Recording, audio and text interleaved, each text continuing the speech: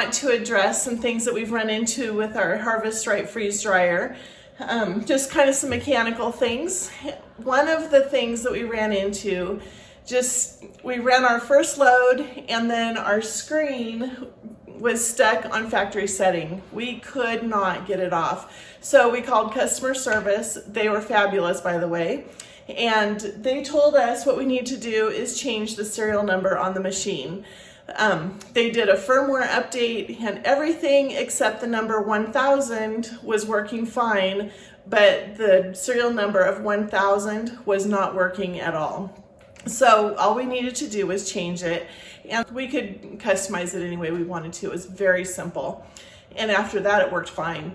But while we were on with customer service, they gave us a really great tip. That was to get a thumb drive that will download at 2 megabytes per second or slower, and to put updates that are emailed to us regularly, evidently, put the updates on there, and then bring the thumb drive out to the machine and put the current firmware onto the machine. So that's what we're going to do with you today. We've not updated our machine yet, and right now we have version 5.4.23, and the update that they sent to us is version 5.4.24. So all they have told us to do is go ahead and power down the machine. So that's what we'll do. So we'll just power it down, plug in the thumb drive, and then power the machine back up. And as the machine is powering up, it will automatically put the update on here. So let's see if that's what's going to happen. All right, it's loading. And we now have version 5. All right, so the machine asked us for an authorization code, and we called Harvest Right, and they gave us the code, and we are all set up now. And what I was going to show you was how to change the system name. You just press on the name, and then you can type in whatever you want there. You can get a cursor. Let's see, right? Oh no, you backspace, and then there we go, save it, and now that's the name of your machine. And we did have to re-put that in after the system updated, so it's not a big deal. But anyhow, just something that you may run into, and if you're having problems with your machine, it may just be that it needs an update on the software. So hopefully that will help. Another thing we were unclear about is the defrost cycle. We are in the mindset of saving energy, so we thought that maybe since the machine is already cold, why heat it up only to cool it back down again? Well, it is necessary to defrost and evacuate the moisture in between cycles so that the water from the next batch has a place to go. I know it seems obvious, but we tried to think of a way to shortcut this to save energy, but it really isn't optional.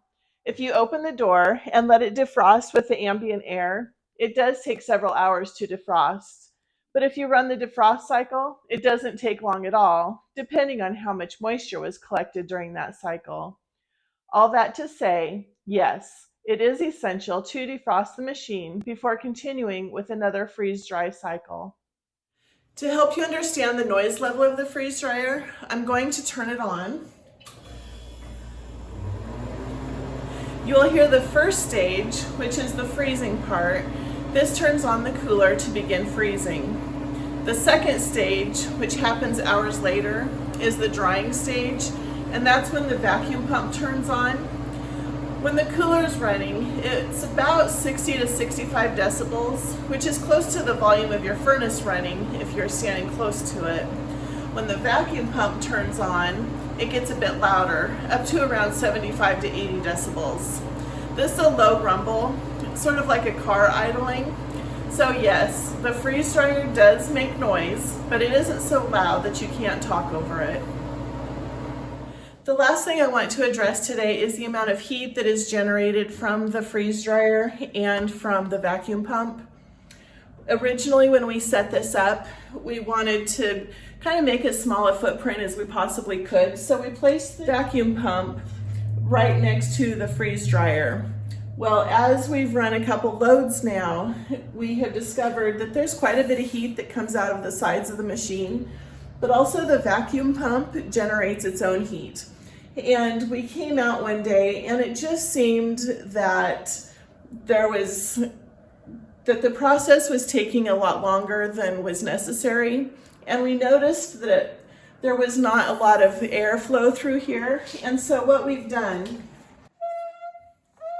is positioned the pump this direction. So now any heat that's generated will come forward. There's room now for heat to come from here and to be dispersed. And the two machines are not producing so much heat that it's slowing down the entire freeze drying process.